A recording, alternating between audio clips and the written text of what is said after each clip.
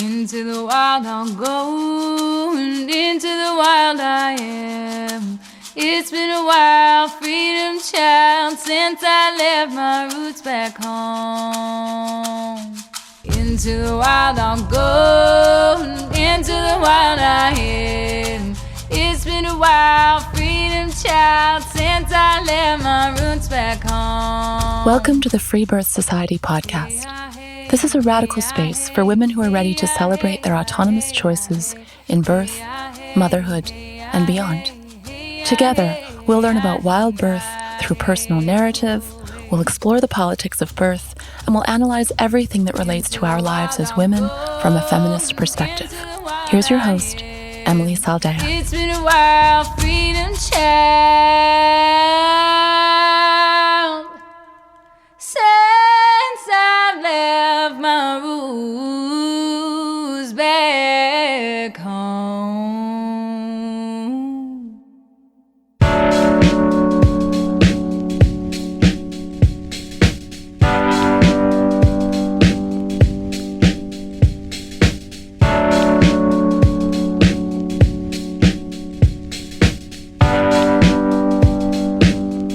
Nebila admits that she began her mothering journey truly terrified of giving birth, assuming that she would just go in for the epidural straight away.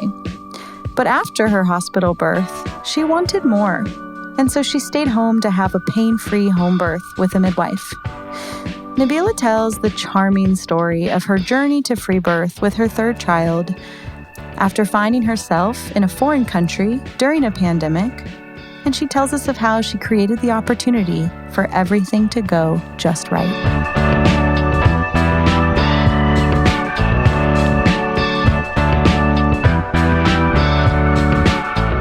All right, welcome. I'm so happy to have you here. Thank you.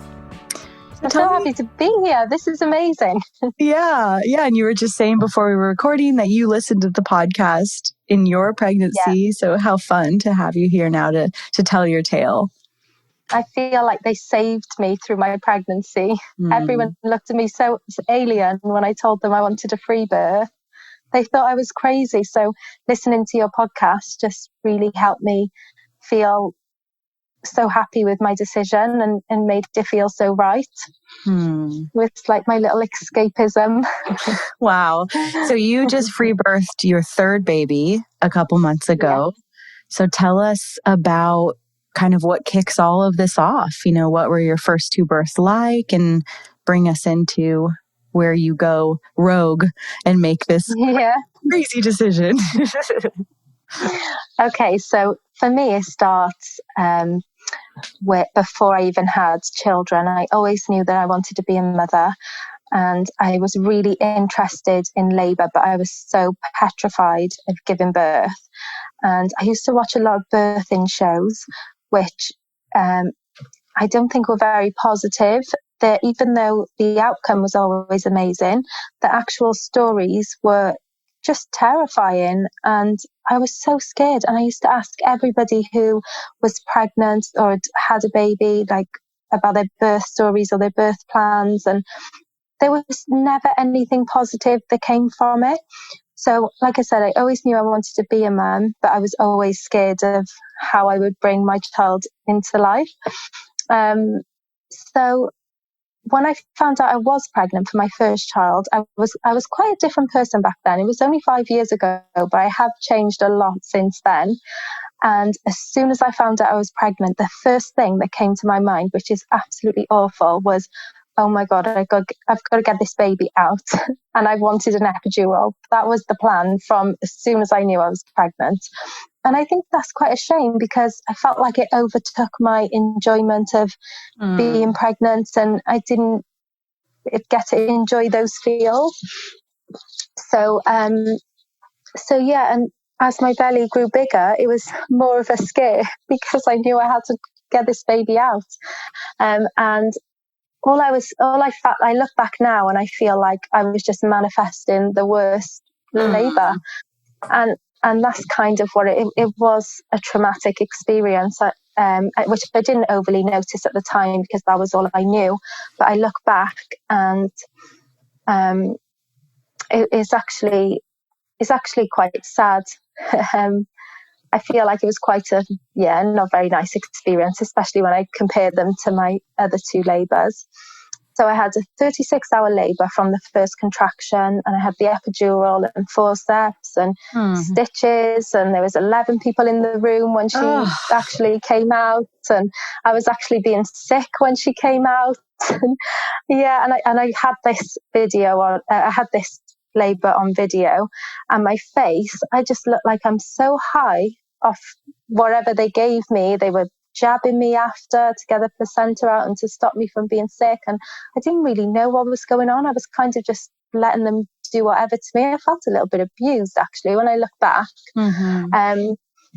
So the second time around, I was nervous for the labour because I knew what I'd already experienced. But also, I always liked the idea of a home birth, even before I had my first child, but I never thought I'd be able to do it. I never thought I'd be strong enough, but I thought it was amazing, the people who do have home births, and it always appealed to me.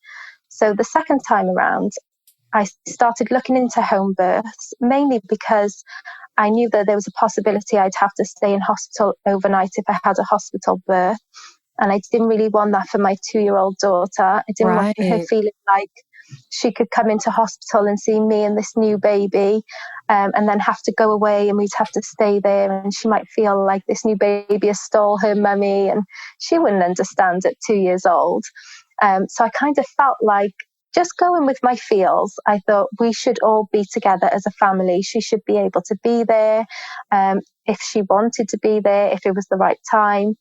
And I thought I would try and look into it and see if I could steer towards a home birth. I went on a few home birthing classes, and I listened to hypnobirthing podcasts, and I really just got mentally prepared, and I felt so ready to have the baby at home and with my family. But also there was still that slight bit of, I was quite anxious, because as much as I knew I really wanted that, I still thought back about my first labour, and it did worry me. I felt like, what if I can't cope and I feel like I need the epidural again? But anyway, I went with it, and it was the best labour ever. It was such an amazing experience. My daughter was in bed at the time. It was early hours of the morning, but my second baby, Zion, he was 3 hours from the first contraction. So it was a totally different experience. And just being at home, it was just amazing. I recommend a home birth to anyone. Did you have a midwife? What was the setup? Yes. So I planned to have a midwife. But when we phoned to tell them I was in labour, they said there was no midwives around and no one could get to us anytime soon. Whoa. Yeah. Okay. Even though I didn't know this at the time, because my partner didn't want to scare me. So he was like, yeah, there's a midwife coming. It's fine. You're doing well. Oh my God. Yeah. And I think, I can't remember the time, because when you're in labour, you kind of lose track, and 10 minutes could be an hour. But it was probably about half an hour. I knew I was already pushing as the midwife came. And she didn't really do much while she was there. I didn't feel like I needed her. I could have done it without her. So third time around, that made me feel really confident in having a free birth, because I felt like I already done it by myself. So before I even got pregnant, the third time, a few of my friends were having babies, and they started telling me about their experiences going to the midwife appointments, and it brought memories back. And I just felt like, so much effort. They would always come back feeling really negative about the whole situation, and the midwife has told them this, and now they're worried because of this and that, and it always seemed really negative. And it kind of brought back memories for myself. I always got told that my babies were too small, even though they were both 7 pounds. And on my first, I know I had to go for a few growth scans.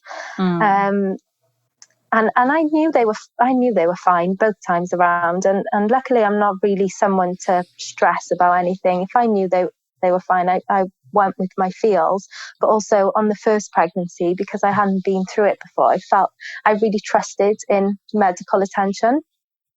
So when you do get pregnant with your third, do you have a wild pregnancy? Like, or do you have the midwives? What does your pregnancy look like with this third baby?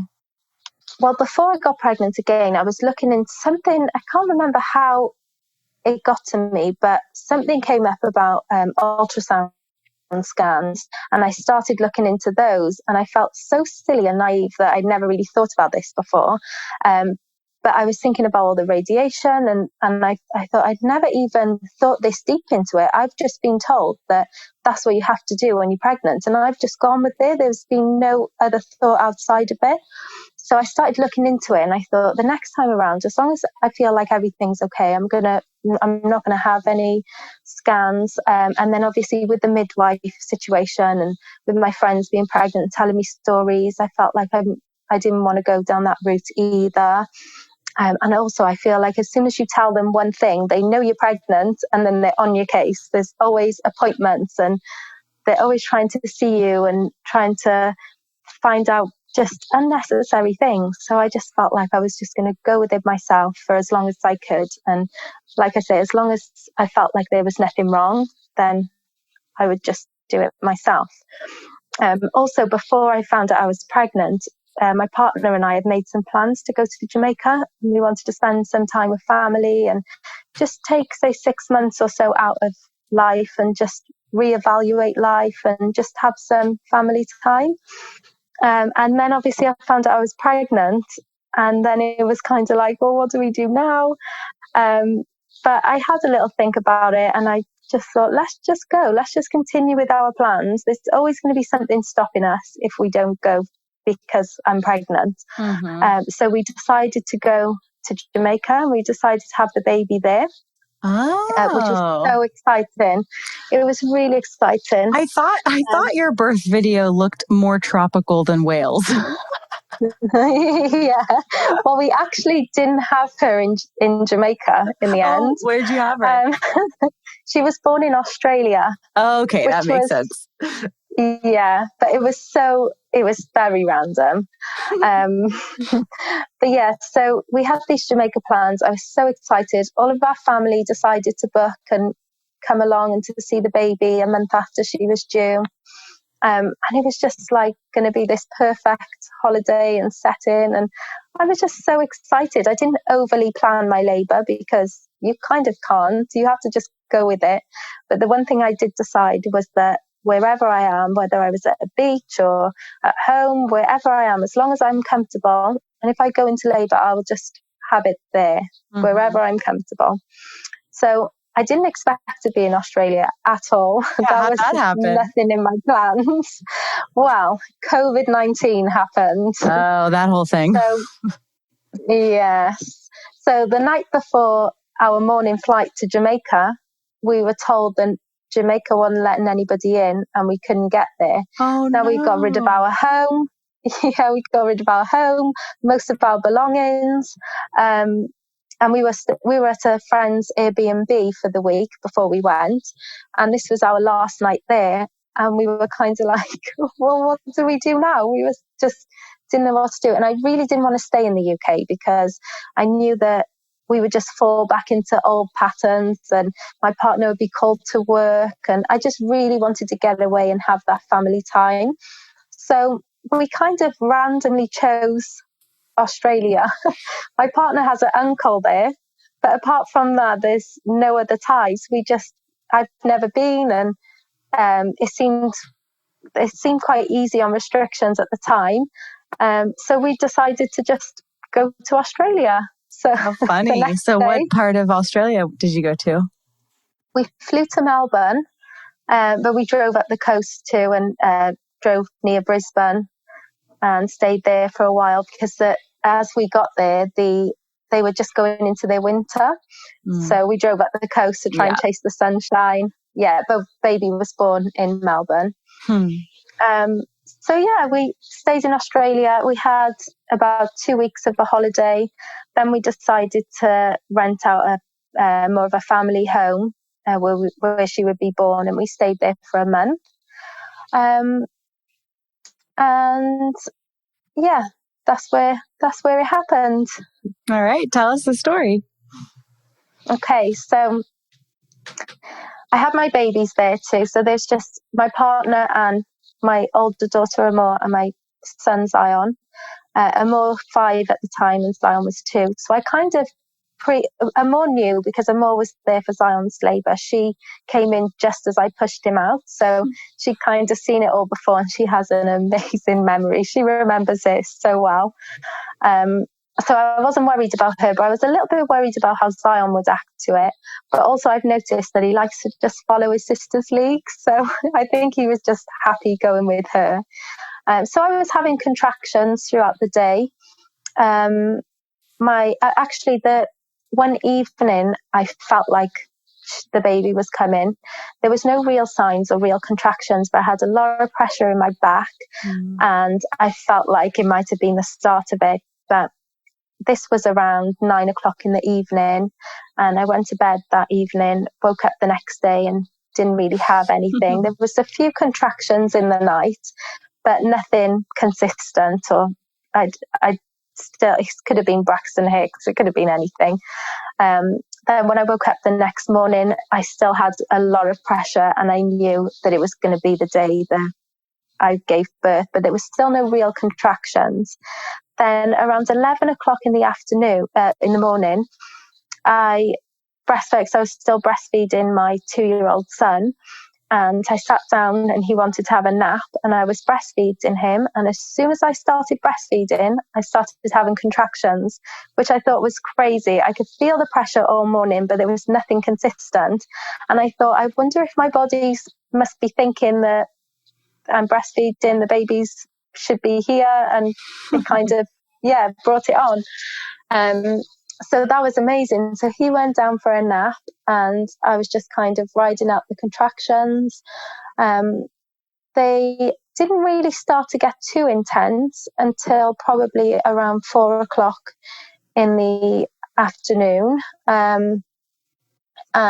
But before then, I think I felt like I'd done quite well with the contractions. I was going about my day. I was enjoying time with the children, and it was a sunny day, so we were in the garden just relaxing. And then at probably about 4 p.m, I decided to get into the bath, because I felt like I needed some release and some sort of I remember on my other labours getting into the bath and just feeling like the pressure would just come off, and it was really relaxing. So I got into the bath and enjoyed some bath time, the kids running in and out and just being a bit crazy, but it was nice. They kept me entertained. They kind of took my mind off it and made me feel like I had to be even more brave. Then my partner decided, there was the place that we were staying, I don't know why this happened, but there was one room full of mattresses. So he decided to get a mattress. Really random. He decided to get a mattress and put it on the floor in the bathroom, and he came and joined me. So that was nice. And then I had my mum on FaceTime. She was supposed to be there with us in Jamaica for the labour. So I think she was a bit upset that she wasn't there. But I had her on FaceTime, so that was nice. And she stayed for the whole time. And then I just remember feeling, I remember feeling so connected with my body, even throughout my pregnancy. It was really strange, because lots of people used to say to me, like, "What, you haven't had any scans? What if there's something wrong?" And I never wanted to say it out loud, but deep down, I just knew there was nothing wrong. It was like as if I just knew. I just had this connection, but I was a bit scared to say it out loud. Totally. And I didn't say it to anybody. But inside, I knew that everything was going to be fine. And I felt the same with my labour. And I think my partner, he was so rushed off his feet throughout my pregnancy, just building his business ready for us to go away to Jamaica, that he didn't really overly get to enjoy this pregnancy with me, and we didn't really plan a free birth together. This was just kind of my decision, and he trusted me. He was happy to just go along with it. But I think just before it happened, he kind of realized that we were actually doing this, and I think he had a bit of a few panicky moments, and he's kind of like, is there anything that I don't know that I need to know? And I feel like you need to talk to me. I feel like you need to tell me what's going on. What are you thinking? What's the plan? And I was kind of like, well, there's no plan. We just have to go with it. I trust in my body, and I believe that my body will do what it needs to do. And I didn't think that was enough confirmation for him. So I was quite worried about him throughout my labour, because when things started getting a bit more intense, I felt like he might have been panicking, but he was trying not to show it. He didn't want to put it on me. But he was amazing. He was really good. He kind of just kept the children occupied, and I was just kind of in my own little relaxation bubble. It was 6 hours in total. Okay. I was worried as soon as my mum FaceTimed. This was probably about 5 o'clock. My waters hadn't broke by then, and she was kind of like, you need to be prepared that this might still be a long time, even though I had a quick birth on my second child, and I think I was expecting another quick birth because of that. She's like, your waters haven't broke yet, so just try and stay relaxed. Don't get to that panic mode where you can't come back. Just know that this still might be going on for a long time. And when she said that, I kind of thought, I kind of felt a bit deflated, because I wanted it to be almost over by now, totally. or over. And I knew things were getting more intense, and I was thinking, am I going to be able to get to the end? And then kind of just as I was having these feels, I was having urges to push down, and she was also worried about, I was never worried about the urges, because I'm happy to just let my body do what it needs to do. But I know that on her experiences with childbirth, she felt urges to push really early, and she done damage because she wasn't actually ready to push. So I knew that she was worried that I was pushing, and she didn't want me to be pushing too early, but I knew it was the right time, that my body told me it was right. And then just as I was having these urges, my waters broke in the bath. So that was such a nice feeling. The relief of just the waters breaking was just amazing. And also I knew that it's fine, everything's going to plan, and we're almost there. And literally after my waters broke, it was like intense pushing, and she was ready to come. So, and I don't feel like I was pushing for that long. She was born at 6:30, and I think my waters must have broke around 5, maybe even 5:30. And yeah, I kind of just went with my body. I kept pushing when I needed to push. I got out of the tub then because I felt like I needed more space. I felt a bit enclosed. I kind of needed to get in the right position, the squatting position, and felt like I really needed to work her out. Whereas on my second labour, it was so easy. He literally just came out so easily. Whereas Irie, which is my third baby, felt like she didn't make it too easy for me when I was pushing. But I still I was still really listening to what my body was telling me to do. I wasn't just trying to push when I wasn't supposed to. I was really in tune. And even though it wasn't as easy as the second time, I still felt like I was in control. And yeah, she came out really easily. I had no problems after. I had no tearing. And it was such an amazing experience. The children were there. They were so happy as well. I look back at the video and see their little faces, and it was just the best feeling ever, just all being there together. And I was kind of so glad that it happened the way it did, because if we were in Jamaica, we would have had so many people around us. True. And then we would have had so many visitors after. So it was actually so nice that we were just all there together. just the four of us. Well, the five now. Yeah. Yeah, and so she was perfect. She how hardly cried when she came out. She was just so calm and content. It was just so lovely. I'm wondering if you could speak a little bit more to having two young children there, because it's such a common question that I get of, women having their second or third and just kind of feeling worried about that, or feeling like, oh, is it going to be too distracting, or are the kids going to be upset by mommy making big noises? I wonder if you could just speak to that a little. Okay, so when I had my second child, I pre-warned Amor, my older child, that I might be making these noises, and it might be hard for mummy to push the baby out. So these noises, it doesn't mean that I'm in pain. I'm just using all my energy to try and push the baby out. And she kind of understood. She was really good with it. But because I didn't make hardly any noises of having my second child, it was so easy.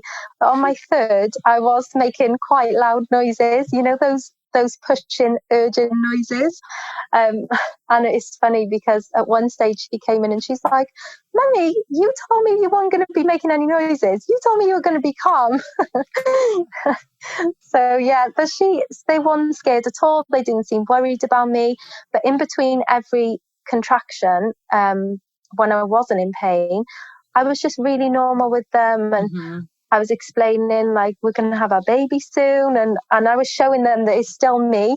And then when I was having a contraction, most of the time they weren't there. They just kind of kept running in and out. So I don't feel like they feared anything, and they knew the process. I pre-warned them and I showed them. There's quite a few pages that I follow on Instagram who show really natural births, and they show a few little video clips, and I've showed them, and I said, this is how you bring a baby into the world. So I felt like they really knew what to expect, and they never looked at it scary in any sort of way. They didn't have a reason, I don't think, to feel like it was scary. That's what I find too. I mean, I've actually never heard of a story where the children didn't do great, but it's still usually a concern for moms until they go through it like you have. So I'm sure that'll be nice to hear for the women wondering about that. And then I'm also... And they absolutely love her. And I feel like they bonded just like I did because they were there with me.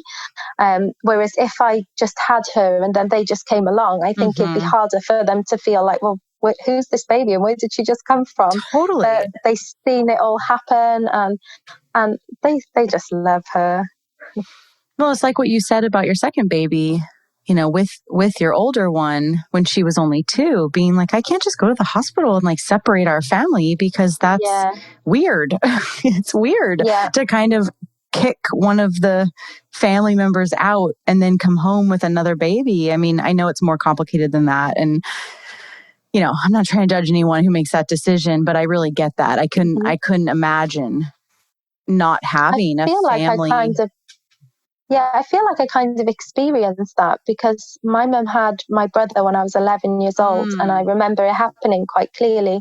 And she had him in hospital, and we went in to see her, and then we had to leave her and we had to go. And I hated it. I hated sleeping the night without my mum at home and knowing everything had gone on. And I was 11, so for a 2-year-old baby to have to leave her mum, I feel like it'd be so much harder for them. Yeah, definitely. Yeah. So I was also wondering if you could speak to just how you navigated any fears, being, it sounds like you have a really strong relationship with yourself and a supportive partner. So that's amazing that you have 2 really big kind of pieces to the recipe here, right? Yeah. And then that you have this beautiful, pain-free birth at your back with Zion. And it sounds like you just have really created the quote that I heard in my head when you were talking about your third was that you really had created, like over years, had created an opportunity for everything to go perfect, for everything to go right. And I just wanted to kind of mention that, because it's not random, like you took an enormous amount of responsibility to do your work and choose yourself and choose your own instincts and your own intuition and what felt right to you. And even choosing a partner who obviously is supportive and willing to even in his discomfort, still willing to show up for you, which is so beautiful. And I would like to see more of that in the world. But I just wonder, kind of what else you have to say about the work of wild pregnancy and sitting in the mystery of that and stepping into that in responsibility, and how that creates the opportunity to manifest the birth of your dreams, really. Yeah, it was definitely a journey. Like I said, when I had my first child, I was so scared. And I could never imagine me having a home birth. So yeah, it did come over time. And I feel like it was a journey of life and not just birthing experiences. Totally. So I look at life a lot different now to how I did then. I try and stay as natural as possible and as in line with nature as I can, because I feel like that always works and it's just the easiest way. So to have the hospital birth with all the drugs, and it just didn't make sense to me. And then it's like the whatever they jabbing you after and whatever they want to jab the baby with. And it's the pressures too. I feel like they don't really give you choices. That's one thing I look back and feel like I never had on my hospital birth was choices. They never said, would you like me to assess you, see how far dilated you are? They make it feel like you have to do that. And I remember being so uncomfortable with it. And that's a lot to do with the whole experience, with just how I felt. It didn't feel right the first time. The second time felt better. The third time was just amazing. But I felt like I had to go through that journey to have my free birth, unfortunately. But I'm so glad I got to experience it the way I did. Well, and your story is so beautiful because this is the kind of unraveling into your divinity, really. Yeah. I mean, you're born, and by you, I mean, all or most women, we're all born into a society that is pretty deeply anti-woman, anti-birth, anti-mother baby. And, whatever you picked up along the way from your own family and from culture, you walk with, like most or all women walk with, such a deep fear around birth and your own, body. And so, of course, right, you do the thing that's laid out for you. And just your story's so beautiful because how you had that experience, because that really was what was expected of you in terms of like society, right? It's what's expected of all of us. It's like 99% of women birth in institutions, right? It's crazy. Yeah.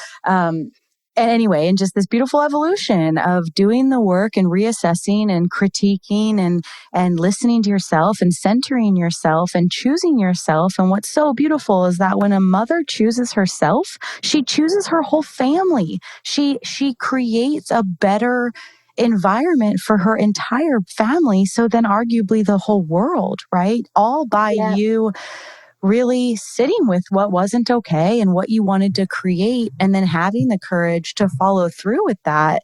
You have actually literally changed a multi-generational narrative of being broken and having to have, like a dude deliver your baby and abuse you and, all of this weird stuff that we're walking around with. And you have completely changed that narrative in one lifetime so that your daughters and your son know a different story. It's just so beautiful. Yeah.